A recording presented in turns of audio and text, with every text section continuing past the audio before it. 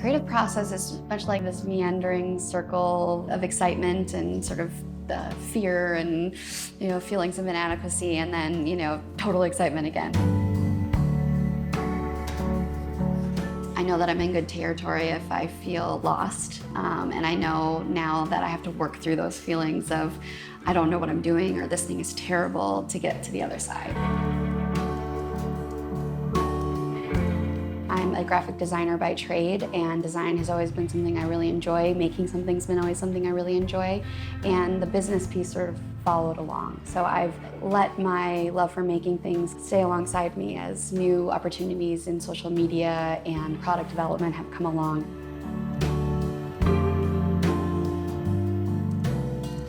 I would say my aesthetic is a mixture between classic and modern. I love that tension where two different styles meet, and there's kind of energy in mixing and matching. It's a lot of high and low, it's a lot of mixed materials, there's a little bit of patina on things, and that everything looks really good against a white wall. It's an inspiration wall. So it's where we just put up stuff that we are liking, things that we've made, things that we feel we could come back to. And so these are all things that just inspire the product line and art direction. And sometimes we put up products we've designed and say, oh yeah, that doesn't really feel like it fits in our world. Sometimes we like it anyway and keep it. So impetus for Wit and Delight, I started it in late 2008 when the stock market was going crazy and I was worried about losing my job, and I thought I might as well deal with the anxiety by, betting on myself. When I started the website, I was trying to figure out, really basic things like how do I create an apartment that I'm proud of and love living in on a shoestring budget? And I found that all the things that I was gravitating towards were beautiful, but they also were smart. And that's where the name of the company really came from. It was a blog. I designed it myself. I coded it myself. It crashed all the time. At the time, there was lots of pink and sparkles, and a lot of the feminine sites were really wonderful and fun to read, but they didn't necessarily speak to my aesthetic. And so I thought maybe I have something unique to say that isn't as girly, that maybe a little bit more understated, and maybe there are other women who feel that way too. And it turns out that was true.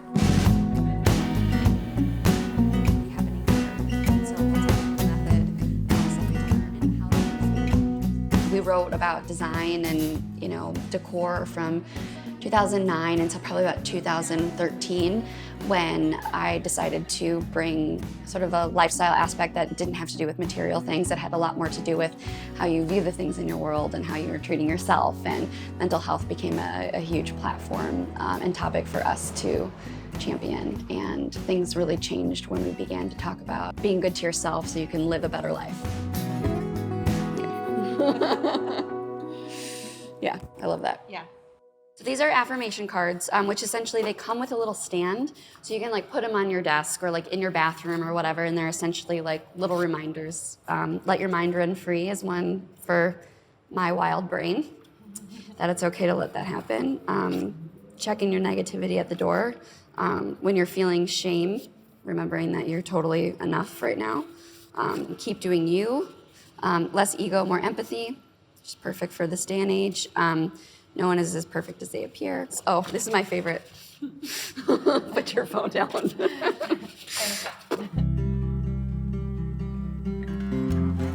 The journals that I keep and the sketchbooks that I keep have been a long-standing way for me to deal with ADD. I was kind of riffing off an idea of ways I'm feeling. This is probably anxiety. This is probably when ADD is feeling really, really good. And this is probably my ADD on steroids. Becoming more open about my anxiety and depression is probably a parallel path to me understanding exactly the role it played in my life.